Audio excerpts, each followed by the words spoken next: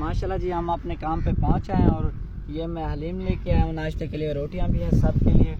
और काफ़ी लेबर उधर बैठे नाश्ता करने लगे और हम इधर करने लगे हैं। और आज मौसम बहुत ही प्यारा है, आज काम करने का बहुत ही मन करेगा और बहुत ही अच्छा लगेगा क्योंकि मौसम बहुत ठंडा है ना, इस वजह से।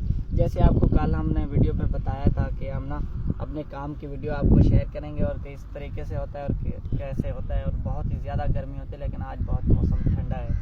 जहाँ आप लोगों ने बताना है आपके पास कैसा है मौसम, आपके पास बारिश आई है कि नहीं। लेकिन हमारे पास ना रात को भी बारिश आई थी और अभी भी मौसम ऐसा है कि अभी ना बारिश आ जाए। अच्छा जी, आज हमने सिर्फ 2 एकड़ लगाने क्योंकि आज मौसम भी काफ़ी ज़्यादा ख़राब है। तो घर के भी काम काज होते हैं ना छोटे मोटे, तो जल्दी चले जाएंगे घर। और आप में से किसी ने नाश्ता हमारे साथ करना है तो आप आके कर सकते हैं हमारे साथ नाश्ता।